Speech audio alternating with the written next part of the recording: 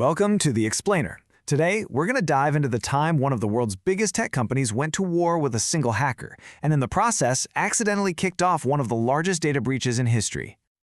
On this day, millions of gamers woke up and, poof, the PlayStation Network, this massive online world, was just gone. No warning, no heads up, just a blank screen.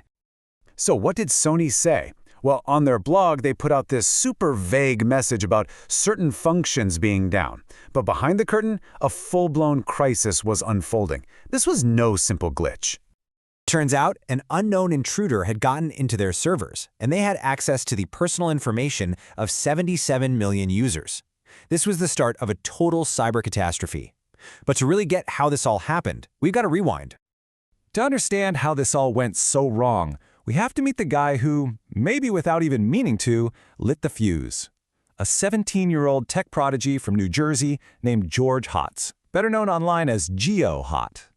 His dad said he was that kind of kid, the one who's always taking remote controls and appliances apart, not to break them, but just to figure out how they worked. And that curiosity, well, it was about to be pointed at some of the biggest tech on the planet. So he first got famous back in 2007 for being the very first person to jailbreak the original iPhone. And as you can see, his internet fame just grew from there. But his reason for doing it wasn't anything malicious. He just wanted to use his phone on a cheaper mobile network. For him, it was simple. I bought it, so I should be able to do what I want with it. And check this out. The reactions to his work were just polar opposites. On one side, you had Apple's own co-founder, Steve Wozniak, calling him a creative, basically a genius. On the other side, well, Sony was about to treat him like a flat-out criminal. This contrast right here, it really sets the stage for everything that's about to happen. So after he got tired of the phone scene, and even did a quick, boring stint at Google, Hotz went back home. But he couldn't sit still for long.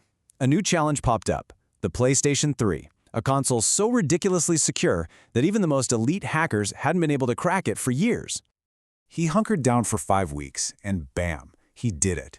He found a little backdoor in this other OS feature. And get this, he didn't smash his way in. He kind of just sweet-talked the system into giving him the keys. And then he just posted the instructions online for everyone. Not for playing pirated games, but to restore a feature Sony took away and turn the PS3 into an open computer for other tinkerers. Sony? They were not impressed. They saw this as a full-on attack. They immediately pushed out a software patch to block his hack, but Hotz bypassed it in less than 10 minutes. And that's when Sony decided, okay, game over. We're calling the lawyers. This quote from an activist back then just hits the nail on the head, right? When you buy a pineapple, Del Monte doesn't sue you for putting it on a pizza. So what made Sony so different? Okay, so Sony's whole argument was that any modification, no matter how innocent, was a gateway to piracy, which they said cost the industry billions. It didn't matter that Hotz's hack was specifically designed not to play pirated games. For Sony, any unlocked system was a threat. And this is where things really blew up.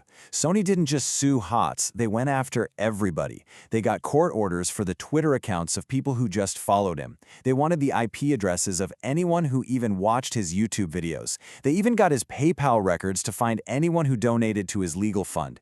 It started to look like this giant corporation was trying to crush an entire community.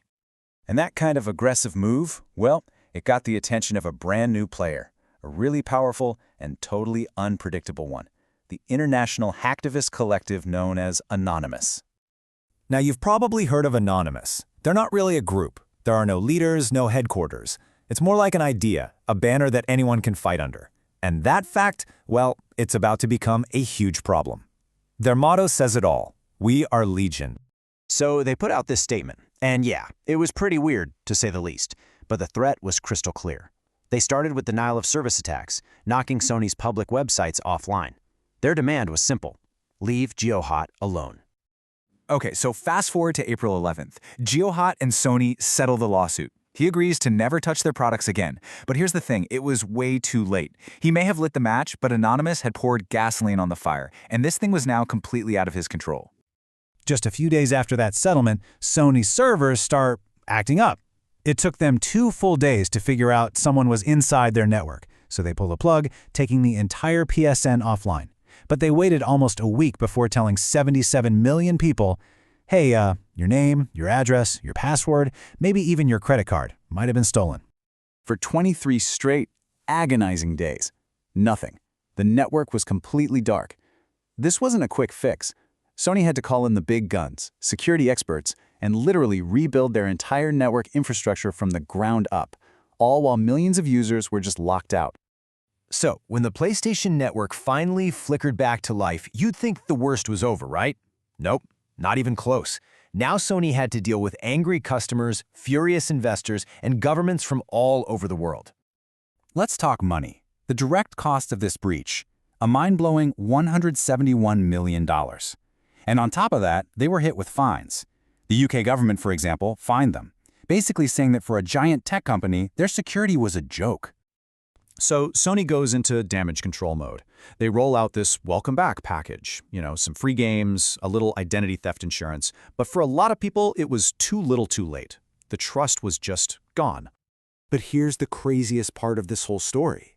After all of that, the lawsuits, the fines, the public humiliation, you'd think they'd take a huge hit, right?